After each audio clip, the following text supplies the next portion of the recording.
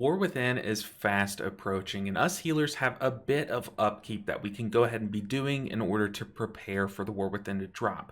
First off, there are some UI updates that we can go ahead and do in order to prepare for things to come. For example, there are a lot of spells and effects that have been removed from the game, so study your class and understand what has been removed and what is being added in to take its place, and then make subsequent changes to your weak auras or your UI accordingly. So, for example, us Mistweavers have had Essence Font, the spell, and the effect, but the spell be removed from the game, but I still have my weak aura for Essence Font. So what can I do?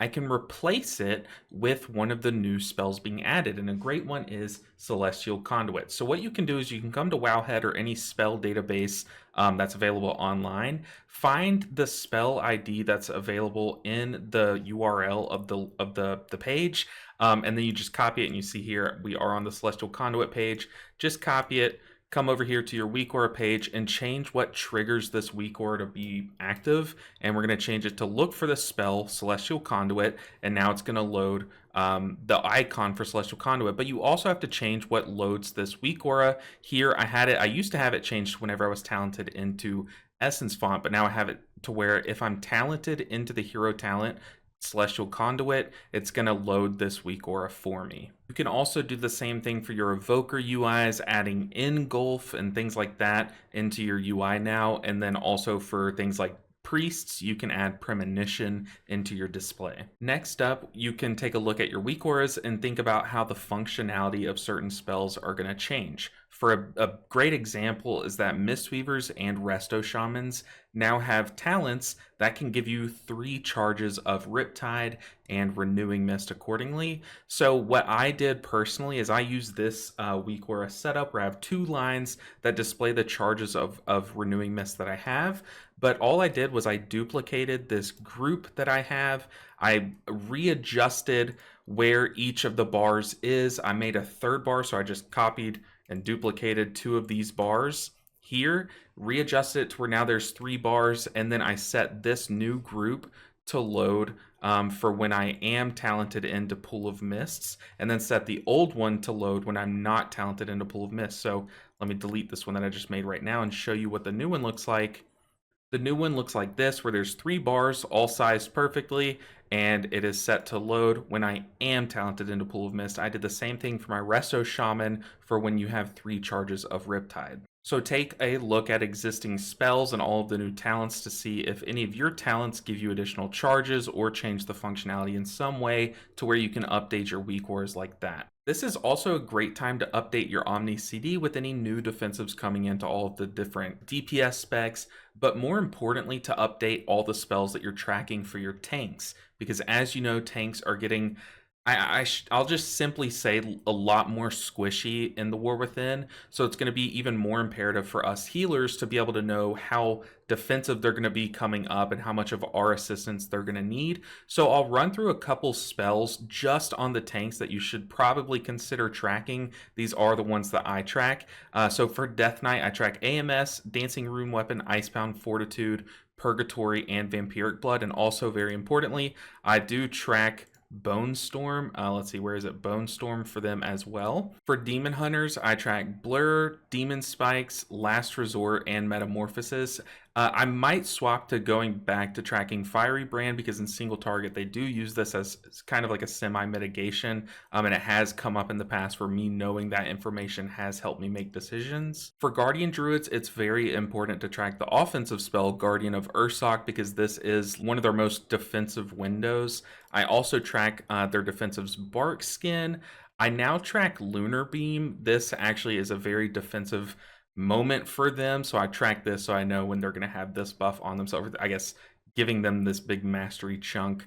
But then I also track Survival Instincts like always. For monks, I track their Weapons of Order because that, just like Lunar Beam, just gives them a giant weird way of being more tanky. I track Celestial Brew, Dampen Harm, Diffuse Magic, Fort Brew, Nitzao. I don't know if they're going to be going Nitzao, but it's just nice to know when they have it available.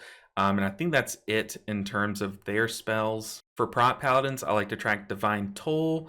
It's just nice to know when they're going to have that available. I track Ardent Defender.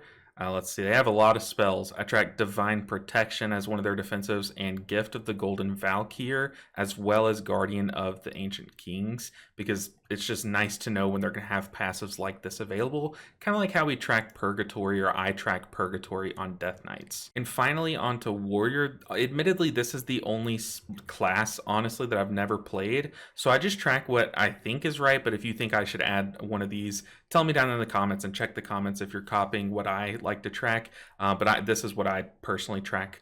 Having access to all of this information will make your life as a tank healer a lot more easy, and the transition of Dragonflight into War Within will be a lot less surprising when you know what to expect from your tank's survivability from themselves. So if you don't use Omni CD, I highly recommend starting now, and you can copy my profile. I'll talk about that in just a moment.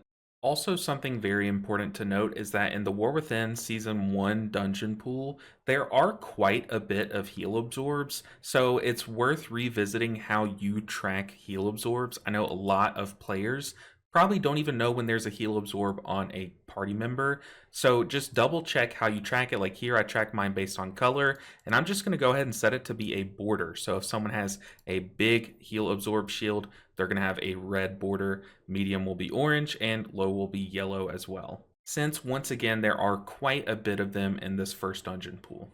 Also, it wouldn't be a bad idea, since we're still on the topic of your nameplate profiles, to go ahead and like enable things like runic power for your Blood Death Knights, at least for the time being, since they saw a large majority of changes, and you as the healer is going to heal them a bit differently in the War Within. So it wouldn't be a bad idea to track alternate resources like that, or like Rage, or like your Monk's resources, just whatever your tank resources are. I would definitely consider adding them to your profiles by giving them an indicator. You come under here, under statuses, go to the power status, and you'll see all of them listed here. You can change their colors, but also you can add them in text form like I just added here, so they don't like get in the way in like a bar form. That's just a quick and easy way to add that. Or you can get some weak auras. There are plenty available to track, like runic power or stagger amounts of your tank. So definitely go to Wagyu or wag.io and check out the list of those. Because like I said, your role in the tank healing sense is going to change a bit. You're going to have a more active role in keeping your tank alive. So understanding where they're at and their self-sustainability is going to be very important. On that topic, I mentioned Blood Death Knights for a reason. They saw a long list of changes, but I do just want to quickly point out one thing that you as the healer should understand when specifically healing a Blood Death Knight. Their Death Strike, which is what that ability is that heals them up based on past damage taken, has seen a bit of a change. It only heals you for damage taken off of each hit once. So if they get bonked for like 1,000,000 and they Death Strike for like 25% of that back up, if they hit Death Strike again, it won't count that healing from that 1,000,000 bonk, because it's already healed based on that damage. So as the healer, understanding that any consecutive death strikes will be less effective is going to be very important, because now if you see that their health takes a giant jump, you should know that they just death striked, and if that didn't top them up or didn't get them nearly healthy enough to survive further damage, you should act, you should heal them, you should protect them, because their next death strike just will not do what it used to do. But enough of that, all that tank nonsense out of the way. I might make a video on that later on the road, how to heal tanks in the War Within, if you guys want to see that. But now let's talk about debuffs. I have made a spreadsheet throughout my beta testing and been keeping track of some of the debuffs that us healers are going to have to be in charge of in Mythic Plus. This will be available to you guys. I'll find a way to put it in the description below. But this is going to be very important, not just for you to study as the healer and get used to these spells, their names, these debuffs and stuff, but also knowing how to dispel them will be very important. I've also marked down the dungeon names, so you know, like walking into this dungeon, I'll need to be able to dispel this many debuffs. I've also been trying to put some heal absorbs that are pretty notable on there. You can't dispel these, but obviously as the healer, you will have to heal them to get rid of them. But yeah, for the most part, this is not a complete list, by the way. I'm still adding on, and I'll continue to update it in whatever version you guys have available, whether that be in the description below, or I'll post it like in my Discord or something. And I'll pin a comment once I figure out how to get this to you guys. But yeah, this is just going to be an ongoing list. But I've also included a column with the spell ID of each debuff that we're going to be dispelling, because you can go ahead and add these into whatever your nameplate profile is. You can add them in under the debuff section by typing in either their name or spell ID. Now, the reason why it's important to have their spell IDs here and to have everything marked down and you as the healer to have access to this spreadsheet is because if you look over here at your nameplate profile, I don't know what you guys use. There's plenty of different ones, but a lot of them make you have to add debuffs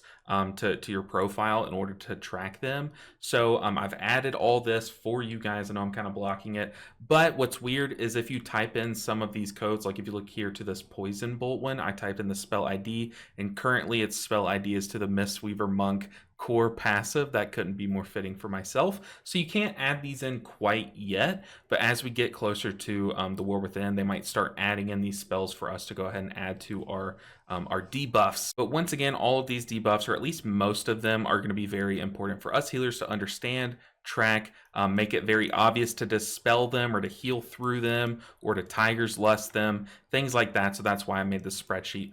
Also on this spreadsheet, I've included like a couple additional resources. For one is my Weak Aura page. You can just go here and see anything that I've ever uploaded to the Weak Aura website or wag.io. Also, my Grid 2 and Omni CD profiles are available to you. These are codes, like these will take you to a big export or import string of text that you have to import into Omni CD or Grid 2 in order to get my profile. But right now I'm treating this as a big upkeep phase. I keep referencing this for all of my Magic players, but this is the time to kind of clean up and get everything ready for the War Within. And right now is the perfect time to do a total overhaul on maybe your keybinds or your weak auras or your UI, whatever you need to do that you know you've been needing to do for a long time. Now is the time to do it because we have a little less than a month to get used to it. But guys, that's going to do it for this one. I wanted to make a very quick video to tell you guys what my plans have been over the past few weeks,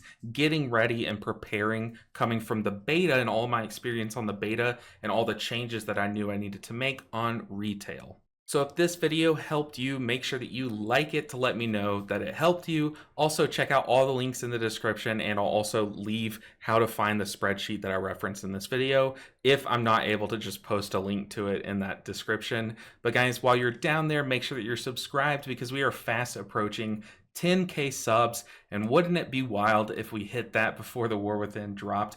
Also, one thing that you should do is go and follow my Twitch channel. It will also be in the description below, but a lot of you have noticed that I have not been streaming lately. I damaged something in my hand, like a nerve or a muscle in my hand, so I've been trying to take a lot of time off playing because I have a lot of plans for the War Within, a lot of exciting streams coming your way. So go follow me on Twitch, make sure you're subbed on YouTube so that you don't miss any future guides or videos. And that's going to do it for this one. I want to give a special thank you to the patrons of this channel because they keep the lights on. Thank you guys so much. If you want to join them, check out that link in the description while you're in there. But guys, I'll see you in the next video. Until then, take care.